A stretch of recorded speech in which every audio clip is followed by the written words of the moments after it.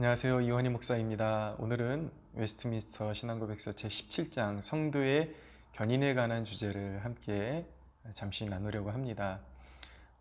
성도의 견인, 그러니까 하나님께서 우리의 구원을 주도적으로 이끌어 가신다. 그리고 완성시키신다. 이 교리가 사실은 우리를 나태하게 하는 것이 아니라 저와 여러분 중에 누구든지 인생의 방황을 경험하다가 극적인 그런 성령의 감화로 중생을 경험하고 회심을 경험하신 분들이 있다면 아마 이 신앙의 주제 가운데, 교리 가운데 가장 감격이 되는 교리가 아마 하나님께서 나를 택하셨다라는 이 교리, 그리고 하나님께서 나의 구원을 전적으로 이끌어 가신다는 이 교리가 정말 우리의 삶의 양대 기둥과 같이 그렇게 생각되어지고, 이것이 오히려 우리의 신앙을 나태하게 만드는 것이 아니라 늘 우리의 심장을 뛰게 만들고 뛰어가게 만드는 그런 동력이 된다라는 것을 인정하게 될 것입니다. 자, 그럼 오늘 주제를 논함에 있어 첫째로 성도의 견인의 그런 간단한 개념 이해를 우리가 먼저 해야 될 것입니다. 성도의 견인이란 무엇입니까? 오늘 17장 1항에 있는 고백을 읽어드리겠습니다. 하나님께서 자기의 사랑하는 독생자 안에서 용납해 주시고 그의 성령으로서 효과적으로 부르시고 또한 거룩하게 하신 자들은 은혜의 상태에서 전적으로 또는 최종적으로 타락될 리 없으며 그들은 마지막 날까지 그 상태에 꾸준히 인내하여 머물러 있게 되며 또한 영원히 구원을 받을 것이다 라고 고백하는 것입니다. 즉 성도의 견인을 짧게 요약한다 그러면 거듭난 성도의 구원의 전 과정을 하나님께서 주도적으로 이끌어 가시고 완성시키신다, 마침내 완성시키신다라는 개념을 담은 교리인 것입니다. 근데 두 번째로 우리가 생각해 봐야 될 부분은 무엇이냐면 자유의지를 의존하는 더 이렇게 크게 보는 구원 이해의 문제점이 무엇인가를 우리가 좀 이해하는 것이 좋습니다.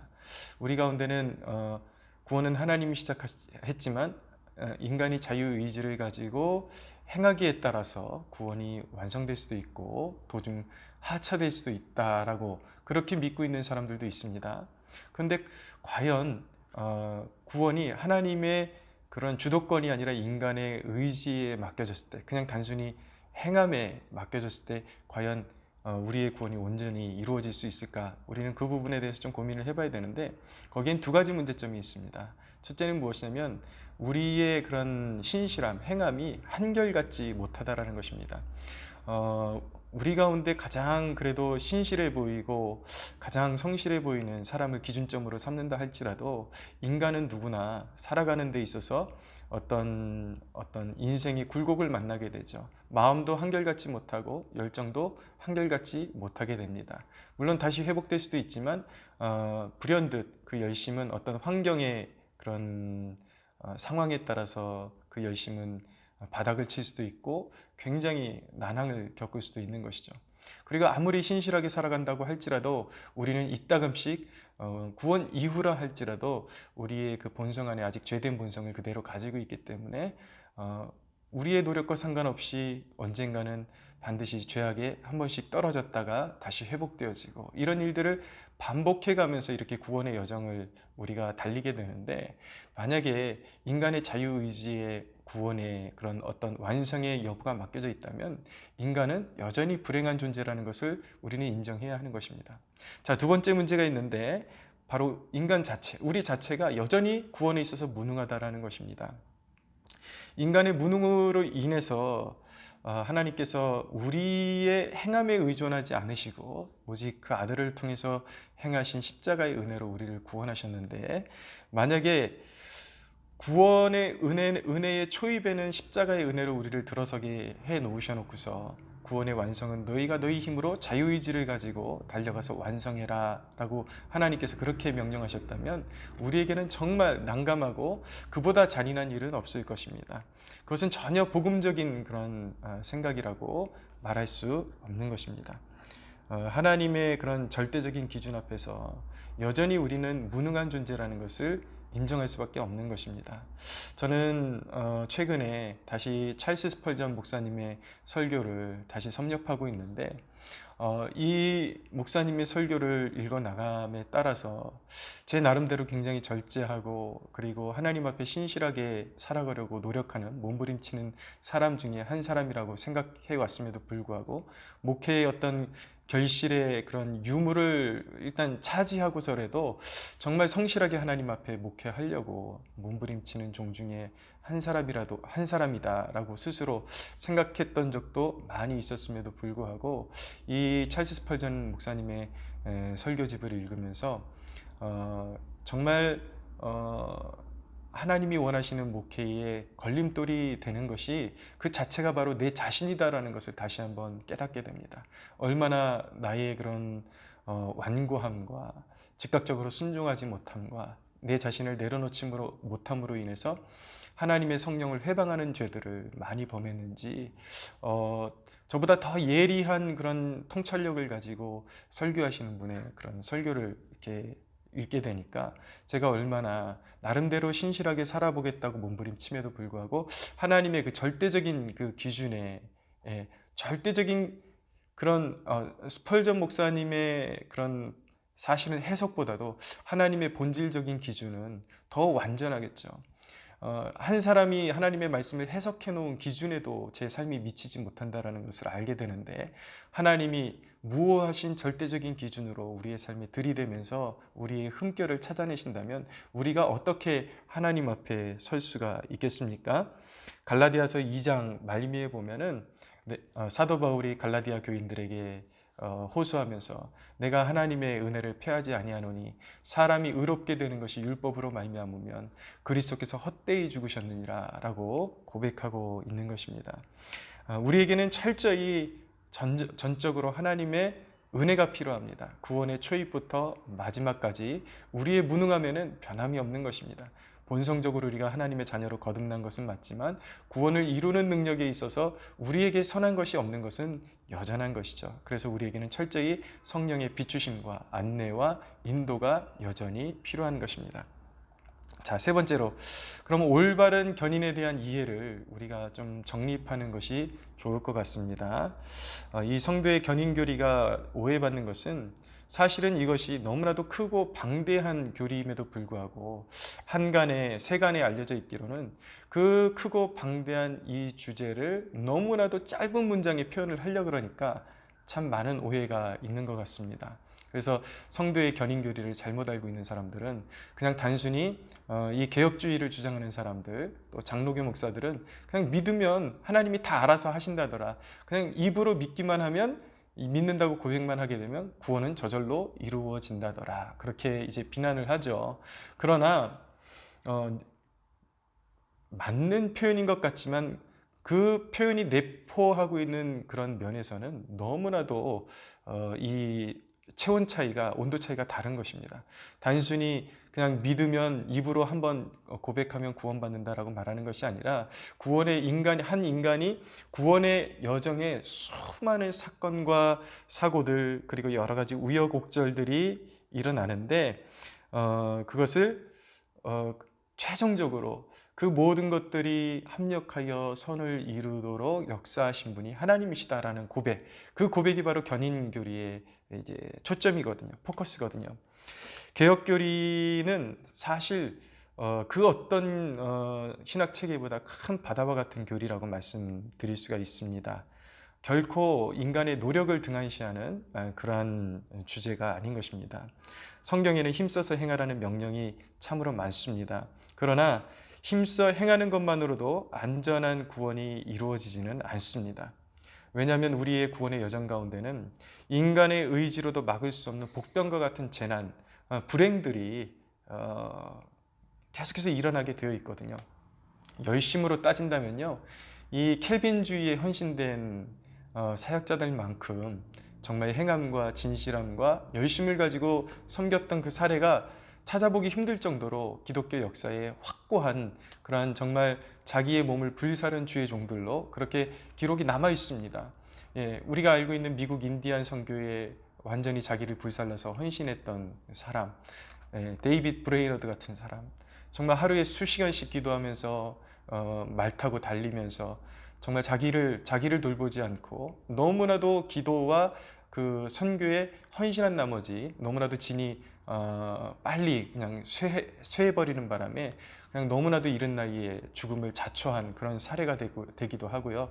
이 조나단 에드워즈가 이제 이 데이빗 브레이너드의 장인어른이 되는데 이 기독교 역사의 가장 뛰어난 신학적인 목회자로 남는 분 아닙니까? 이 조나단 에드워즈가 하루에 자신의 삶을 뒤돌아보면서 얼마나 그 디테일한 항목을 가지고 자신의 삶을 돌아보면서 체크를 하고 오늘 하루 하나님 앞에 잘 살아왔는지, 자신의 삶을 온전히 정말 삶의 그 끝자락에 있는 여백까지도 하나님 앞에 드리기 위해서 얼마나 불살라온 사람인지 기독교 역사는 말하고 있지 않습니까? 그런데 그런 것을 일일이 설명하기도 부족하거니와 그런 노력만으로도 말씀드리고 싶은 것은 진정한 성도의 견인을 이해한 그런 성도들, 하나님의 백성들마다 자신의 그 삶을 불사르지 아니한 사람은 없었다라는 것을 말씀드리고 싶은 것이죠. 그러나 본질적으로 이 교리가 지칭하고 있는 것은, 가리키고 있는 것은 무엇이냐면 인간의 그런 노력, 인간의 의지만으로 우리의 신앙이 완전해질 수 없는, 그리고 우리의 노력만으로 하나님 앞에서 완전함을 추구할 수 없는 그런 복병과 같은 일들이 벌어져요. 수많은 사고와 사건과 때로는 유혹에 빠지기도 하고 때로는 절망에 빠지기도 하고 때로는 의심하는 그런 신앙의 계절이 오기도 합니다. 그러나 이 성도의 견인의 교리가 가리키는 것은 무엇이냐면 그런 우여곡절 그 이면에서도 끝까지 그 신앙이 잠들지 않게 그 의지를 끌어내시고 그런 불행 중에도 일하셨던 하나님에 대한 최종적인 견해라고 말씀드릴 수 있는 것입니다.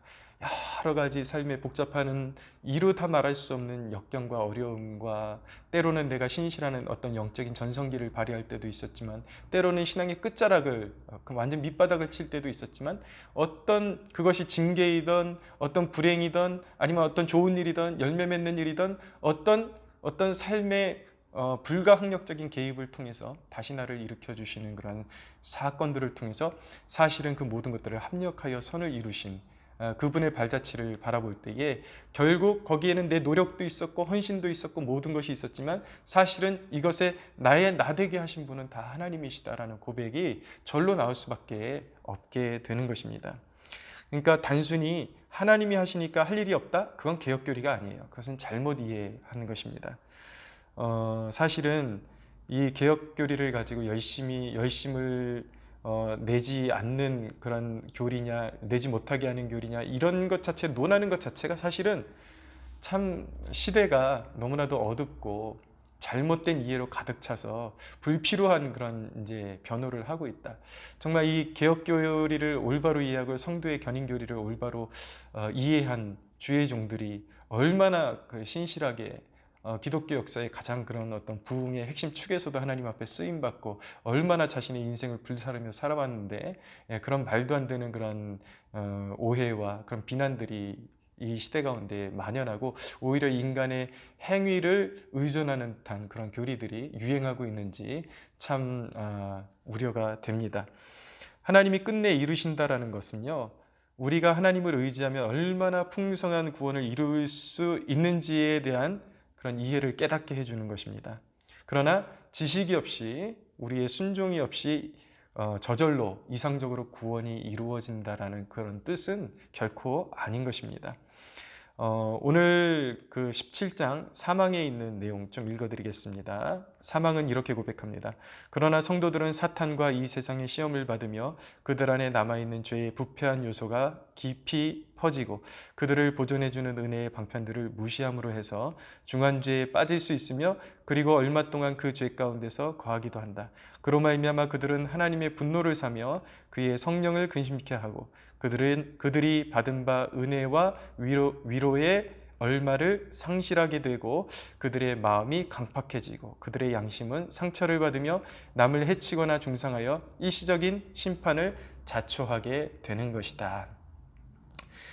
여러분, 우리는 결코 구원받은 성도가 다시 구원에서 탈락해서 지옥에 갈 수 있다라는 교리에 절대 동조할 수 없습니다. 타협할 수 없습니다. 그러나 설령 누군가가 이 로이드 존스 목사는 그것을 신학적인 오류라고 표현을 했는데, 그가 만약에 인간이 구원에서 탈락할 수 있다라는 교리를 믿는다고 할지라도 그가 진정으로 중생한 하나님의 백성일 수 있다라는 것은 인정합니다.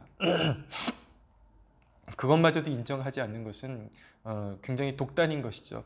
그러나 로이드 존스가 말한 것처럼 신학적인 오류에 빠져 있을 수도 있다라는 것을 우리는 알아야 합니다.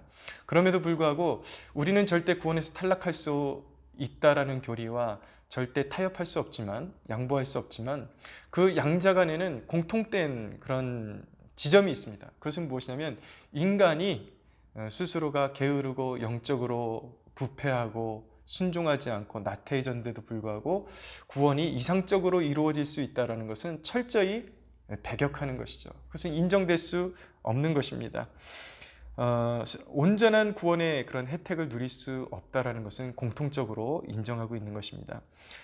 구원의 목적은 성경을 통해서 우리에게 말씀하고 있는가? 선한 일을 많이 하는 하나님의 친백성으로 우리를 부르셨다는 것을 성경이 우리에게 분명히 천명하고 있기 때문인 것입니다.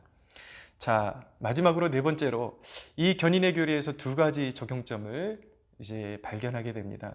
그 첫째는 무엇이냐면, 이 견인의 보장이, 하나님께서 우리의 구원을 완성하신다라는 이 보장이 불순종과 나태함에서 오는 불이익까지 막아주는 것은 아니다라는 것을 우리가 꼭 염두에 두어야 합니다. 잠언 15장 19절에 보면 게으른 자의 길은 가시 울타리 같으나 정직한 자의 길은 대론이라 라고 말씀합니다.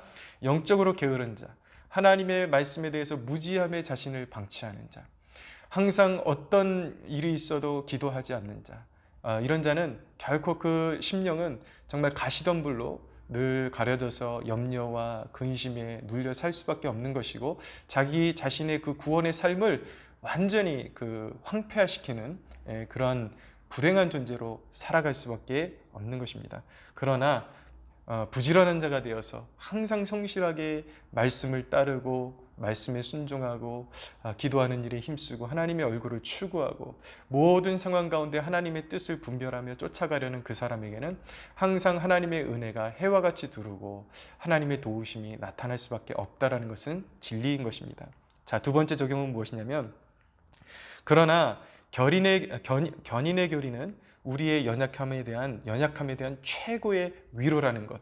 자, 여러분, 이 부분을 제가 마지막에 둔 이유는 무엇이냐면, 이것이 바로 견인의 교리의 가장 최대 역점, 왜 견인의 교리가 우리에게 그렇게도 중요한 것인가를 설명하는 부분인 것이기 때문인 것입니다.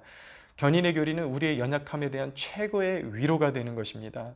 우리는 때때로 상황이 거꾸로 흐르는 듯한 상황을 경험하게 됩니다. 순종했음에도 불구하고 재난이 닥쳐옵니다. 그리고 불순종으로 인한 침체에 빠지기도 합니다.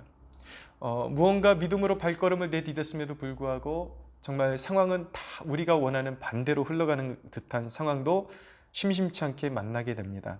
그러나 믿는 자에게 내주하시는 성령이 함께 하시며 우리의 구원을 이루어 가시며 우리 순종을 통해 하늘의 일들을 이루어 가신다라는 이 보증은 우리가 믿음 안에 있을 때 하나님의 신실하심과 은혜가 여전히, 그리고 언제까지나 우리가 당하고 있는 상황과 눈에 보이는 그 어떤 상황에 관계없이 신실하신 하나님께서 나의 연약함에도 불구하고 외부로부터 나에게 닥쳐오는 그런 환난이나 역경이나 원치 않는 상황에도 불구하고 팩트, 영적인 진실은 무엇인가? 그럼에도 불구하고 하나님의 은혜는 나의 위에 드리워져 있고 우리 위에 숨쉬고 있고 하나님은 우리의 구원을 이루어 가신다. 반드시 이룰 것이라는 확증을 얻게 되는 것입니다. 사랑하는 여러분, 오늘 마음의 어떤 고통과 원치 않는 상황으로 인해서 짓눌려 있는 영혼이 있습니까? 하나님은 여전히 일하고 계시고 우리 안에서 구원의 놀라운 일을 시작하신 그분께서 여전히 이끌어 가고 계시고 모든 것을 합력하여 선을 이루실 것이라는 것을 확신하는 그러한 기쁨 가운데 살아가시기를 축복합니다.